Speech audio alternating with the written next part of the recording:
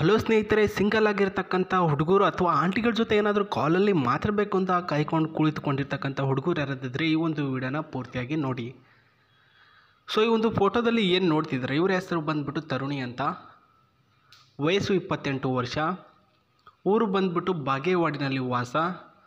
ಪ್ರಸ್ತುತ ಬಟ್ಟೆ ಅಂಗಡಿ ಒಂದರಲ್ಲಿ ಕೆಲಸ ಮಾಡ್ತಿದ್ದಾರೆ. ವರ್ಷಕ್ಕೆ ಅಂತ 1 ಲಕ್ಷ ರೂಪಾಯಿ ಸಂಪಾದನೆ ಮಾಡ್ತಕ್ಕಂಥ ಇವರಿಗೆ ಒಬ್ಬ ಹುಡುಗ ಬೇಕು ಅಂತ ಮಾಹಿತಿ ಕಳಿಸಿದ್ದಾರೆ. ಸೊ ಆ ಒಂದು ಹುಡುಗನ ಜೊತೆ ಇವರು ಸಂಬಂಧ ಬೆಳೆಸ್ತಾರಂತೆ ನೋಡಿ ಸ್ನೇಹಿತರೆ, ಅಂದರೆ ಮದುವೆ ಸಂಬಂಧ. ಸೊ ಪ್ರಸ್ತುತ ನೀವೇನಾದರೂ ಹೆಣ್ಣು ಹುಡುಕಾಟ ಮಾಡ್ತಿದ್ರೆ ಇವರನ್ನು ನೀವು ಅಕ್ಸೆಪ್ಟ್ ಮಾಡ್ಕೊಳ್ಬೋದು.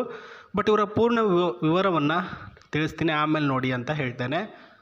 ಮನೆಯ ಸಂಪೂರ್ಣ ಜವಾಬ್ದಾರಿ ಹೊತ್ತಿಕೊಂಡು ಹೋಗ್ತಾ ಇರೋದು ಈ ಒಂದು ತರುಣಿ ಅವರು. ಫೋಟೋದಲ್ಲಿ ನೋಡ್ಕೊಳ್ಳಿ. ಸೊ ಇಷ್ಟಾದರೂ ಅಂದ್ರೇ ಮಾತ್ರ ಮುಂದುವರೆದು ನೋಡಿ. ಸುಂದರವಾದ ಸಂಸಾರ ನಡೆಸುವಂತಹ ಆಸೆಯಾಗಿದೆ. ಸೊ ತಂದೆ ತಾಯಿಯವರು ಸಂಸಾರ ನಡೆಸ್ಕೊಂಡು ಹೋಗ್ತಿದ್ದಾರೆ ನಮ್ಮೆಲ್ಲರದ್ದು.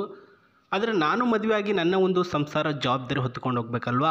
ಹಾಗಾಗಿ ಒಬ್ಬ ಒಳ್ಳೆಯ ಹುಡುಗನ ಹುಡುಕಾಟ ಮಾಡ್ತಿದ್ದೀನಿ ಸರ್, ನಿಮ್ಮ ಚಾನಲ್ನ ಮೂಲಕ ಒಬ್ಬ ಒಳ್ಳೆಯ ಹುಡುಗನ ತಿಳಿಸಿ ಅಂತ ಮಾಹಿತಿ ಕಳಿಸಿದ್ರು. ಇವರು 2ನೇ ಪೇಜಲ್ಲಿ ಹೇಳಿರೋದೇನೆಂದರೆ, ಮದುವೆ ಆದ ನಂತರ ನನ್ನ ಒಂದು ಅಪ್ಪ ಅಮ್ಮನ ಜೊತೆಗೆ ನೀವು ಬೈಬಾರ್ದು.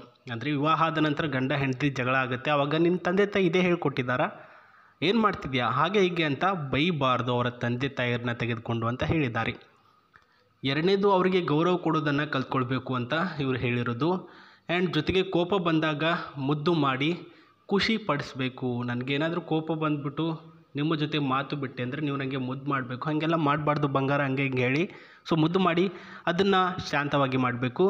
ಜೊತೆಗೆ ಇಬ್ಬರ ಒಂದು ಸಂಬಂಧ ಚೆನ್ನಾಗಿರಬೇಕು. ನೋಡಿದವ್ರು ಏನು ಚೆನ್ನಾಗಿದ್ದಾರೆ ನೋಡಿ, ಗಂಡ ಹೆಂಡತಿ ಅಂದರೆ ಹಿಂಗಿರಬೇಕು ಅಂತ ಮಾತಾಡಬೇಕು. ಅಂತಹ ಒಬ್ಬ ಒಳ್ಳೆಯ ಮೃದು ಮನಸ್ಸಿನ ಹುಡುಗ ಇದ್ದರೆ ದಯಮಾಡಿ ನಿಮ್ಮ ಮಾಹಿತಿಗಳನ್ನು ಈ ಒಂದು ಜಿಮೇಲ್ ಐ ಡಿಗೆ ಕಳಿಸಿ ಅಂತ ಅವರು ಜಿಮೇಲ್ ಐ ಡಿ ಕೊಟ್ಟಿದ್ದಾರೆ. ಸೊ ಜಿಮೇಲ್ ಐ ಡಿಯಲ್ಲಿ ಕಳ್ಸೋಕ್ಕೆ ಬರಲ್ಲ ಕೆಲವೊಂದಿಷ್ಟು ಜನ. ಅವ್ರು ಏನು ಮಾಡಬೇಕು ಅಂದರೆ ಕಮೆಂಟ್ ಬಾಕ್ಸಲ್ಲಿ ಬೇಗ ನಿಮ್ಮ ಮಾಹಿತಿಗಳನ್ನು ತಿಳಿಸಬೇಕು. ಅಲ್ಲಿಂದಲೂ ಕೂಡ ಅವ್ರು ನಿಮಗೆ ರಿಪ್ಲೈ ಮಾಡ್ತಾರೆ. ಸೊ 2 ಚಾಯ್ಸ್ಗಳು ಕೊಟ್ಟಿದ್ದೇನೆ, ಅದರಲ್ಲಿ ನಿಮ್ಮ ಚಾಯ್ಸ್ ಯಾವುದಿದೆ, ಈಜಿ ಯಾವುದಾಗುತ್ತೆ ಅದರಲ್ಲೇ ನೀವು ನಿಮ್ಮ ಮಾಹಿತಿಗಳನ್ನು ಕಳಿಸಿ. ಆ್ಯಂಡ್ ಸ್ನೇಹಿತರೆ, ಇವಾಗ ವಿಚಾರಕ್ಕೆ ಬರೋದಾದರೆ ಇವರ ಕನಸು ಏನಂದರೆ, ಪ್ರಸ್ತುತ ಲೈಫ್ನಲ್ಲಿ ಒಂದು ಕಾರಲ್ಲಿ ಸುತ್ತಾಡಬೇಕು ಅನ್ನೋದು ಒಂದು ಡ್ರೀಮ್ ಆಗಿರುತ್ತೆ. ಎಲ್ರಿಗೂ ಇರುತ್ತೆ, ಗಂಡು ಮಕ್ಳಿಗೂ ಇರುತ್ತೆ, ಹೆಣ್ಮಕ್ಳಿಗೂ ಇರುತ್ತೆ. ಅದರಲ್ಲಿ ಇವ್ರಿಗೂ ಕೂಡ ಒಬ್ಬರಿಗಿರುತ್ತೆ. ತರುಣಿ ಅವರು ನೋಡೋದಕ್ಕೆ ಎಷ್ಟು ಮುದ್ದಾಗಿದ್ದಾರೆ ಅಂತ ನಾನು ಫೋಟೋ ತೋರಿಸಿದ್ನಲ್ವ. ಮಲ್ಲಿಗೆ ಹೂ, ರೇಷ್ಮೆ ಸೀರೆ, ಹಣೆಗೆ ಕುಂಕುಮ, ಚರ್ಮ ಬಂದುಬಿಟ್ಟು ಬಿಳಿಯ ಚರ್ಮ, ಎಲ್ಲವನ್ನು ನೋಡ್ತಿದ್ರೆ ತುಂಬ ಮುದ್ದಾಗಿ ಅಂತ ಕಾಣಿಸುತ್ತೆ. ಅಂಥ ಹುಡುಗಿ ನಿಮಗೆ ಏನಾದ್ರು ಸಿಗಬೇಕು ಅಂದರೆ so you are very lucky ಅಂತಲೇ ಹೇಳ್ಬೋದು. ಸೊ ಒಳ್ಳೆಯ ಒಂದು ಹುಡುಗಿ. ಆ್ಯಂಡ್ ಅದೇ ರೀತಿಯಾಗಿ ಇನ್ನೊಂದು ವೆರಿ ಎಕ್ಸ್ಪೆನ್ಸಿವ್ ಹೇಳಬೇಕು ಅಂದರೆ ಈ ಒಂದು ಕಾರ್ನಲ್ಲಿ ಸುತ್ತಾಡಬೇಕು ಅನ್ನೋದು ಅವರ ಒಂದು ಕನಸು. ಸ್ವಂತದ್ದೇನು ತೆಗೆದುಕೊಳ್ಬೇಡಿ. ಪ್ರಸ್ತುತ ಒಂದು ಕಾರ್ನಲ್ಲಿ ಎಲ್ಲಾದರೂ ಊರಿಗೆ ಅಂತ ಹೋಗ್ತಾರಲ್ವಾ, ಆವಾಗ ಒಂದು ರೌಂಡ್ ಇವ್ರಿಗೂ ಕೂಡ ಸುತ್ತಾಡಿಸಿ ಕರ್ಕೊಂಡು ಬರ್ರಿ, ಆವಾಗಲೇ ಅವರಿಗೆ ಸಂತೋಷ ಆಗೋದು ಅಂತ ಹೇಳಿದ್ದಾರೆ. ಆ್ಯಂಡ್ ನೋಡ್ಕೊಳ್ಳಿ ಸ್ನೇಹಿತರೆ, ಇವರು ಫ್ಯಾಮಿಲಿ ಡೀಟೇಲ್ಸ್ ಹೇಳ್ತೇನೆ ನಾನು.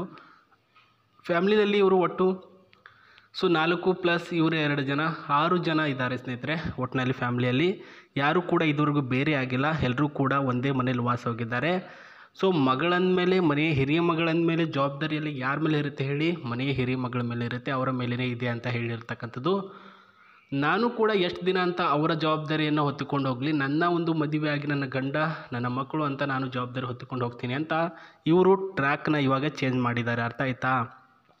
ಸೊ ಟ್ರ್ಯಾಕ್ನ ಚೇಂಜ್ ಮಾಡಿರ್ತಕ್ಕಂಥ ಕಾರಣಗಳಿಂದ ಪ್ರಸ್ತುತ ಇವಾಗಿನಿರ್ತಕ್ಕಂಥ ಜನ್ರೇಷನ್ನ ಹುಡುಗಿರು ಯಾವ ರೀತಿ ಅಂದರೆ, ಮದುವೆ ಆಗಿಬಿಟ್ಟು ಸಂಸಾರ ಮಾಡಿ ಊರೂರು ಸುತ್ತಾಡಬೇಕು, ಗಂಡನ ಜೊತೆ ಲೈಫ್ ಲಾಂಗ್ ಇರಬೇಕು ಅನ್ನೋದು ಕನಸಾಗಿರುತ್ತೆ.